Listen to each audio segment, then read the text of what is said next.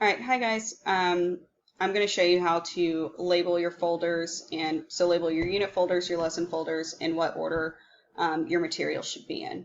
So the first thing to do is I'm already on my Sandbox course, so remember your Sandbox is the best place to be when you're working and trying to build materials, because it will not, you are the only one that is enrolled in your Sandbox, so it will not publish to any Scholars course.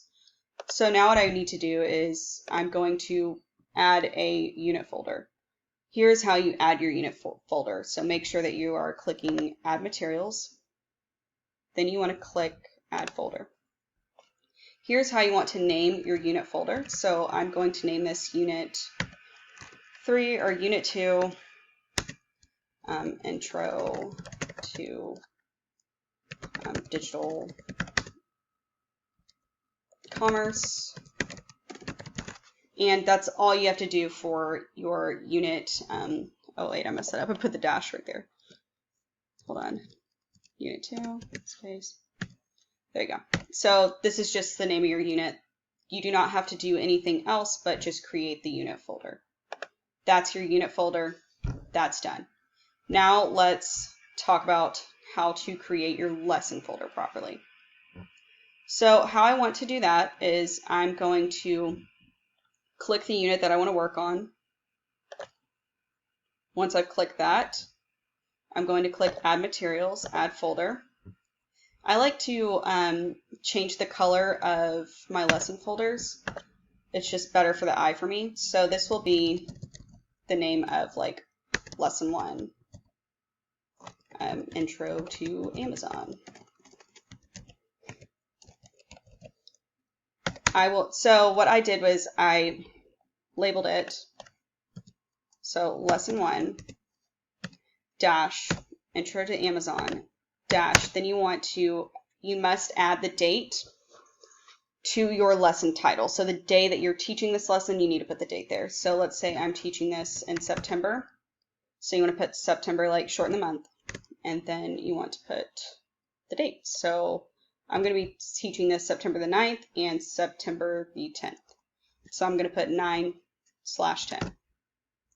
Now you want to make sure that your lessons aren't published early. Here is how we are going to do that. I'm going to click right here on availability. If it's on publish, that means your scholar can access it already. You want to put publish on start date. So what I do is click the drop-down menu, click publish on start date. Now let's go to our start date. So how I got there was, you see this calendar button right here. Click that. Click September, and I'm going to start it on September the 9th. Now what you need to do is make sure that your lesson is ready to go and published the day you're teaching it at 7:45 a.m. That gives scholars plenty of time to make sure that they can log on and access your materials before class. Then you don't have to wait on them like on Zoom awkwardly, or even in class awkwardly, trying to access the materials. So once I've made sure that this is all correct, I'm going to click Create. All right, so I've created my lesson folder and I've added materials. I will show you how to add specific materials in another video. I'm just trying to keep this as short and sweet as possible so you don't tune me out and so you're not overwhelmed with information. So this is the order that you want your documents to be in. So you want your do now to always be first. Then you want your guided independent practice. So this is the sequence of the lesson. Then you want your exit ticket. Then you want your, wow, that is misspelled, but hey, it's there. So then you want to make sure that, okay, that's going to bother me. No, I'll edit it later. Okay, so make sure that it is in this order. Your PowerPoint is the last thing that needs to be there. Okay, now that we have it in the order that we would like the scholar to do it, so if you could see if it was out of order, you can just kind of drag it and drop it. So if you see my do now is not in the right place, what you do is you hover your mouse, click, hold. So you want to click and hold. Move it up all the way. So this is the correct order. Do now, guided independent practice. Let me move, click, hold, move this right here. This is the order and the sequence that I want my lessons to be in. Now, here is what we need to do.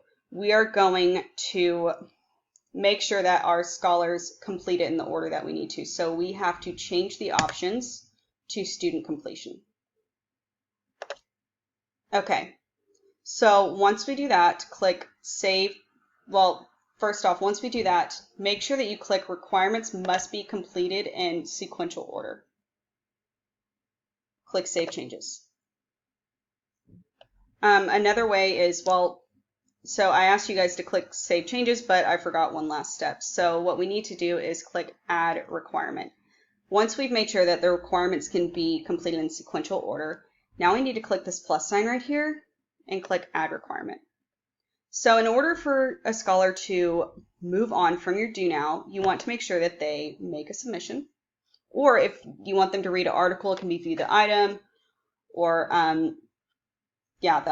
or score at least. So for this one, I'm going to have them make a submission. Now let's add another requirement. If you can see, there's still Do Now right here. How to change that is you click the drop-down menu. Now I'm going to click Guided Independent Practice. Now let's make it to where they must make a submission. Now I'm going to add a requirement again. Click my drop-down menu. Then I'm going to click Exit Ticket. Member must score at least, I'm going to say like 50%. Add a requirement. And then here is member must view this after if they need to. So these are my requirements, and that is how you do that. If you need to like stop, rewind, go back, go ahead and do that. Okay, so this is what you want it to look like.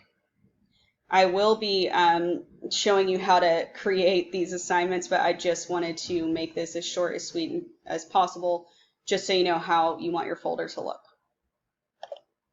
So now when I go back, this is what you see when you see lesson 1. All right, if you have any questions, Slack me. Slack me, that sounds, okay. Send me a Slack, and I can help you from there.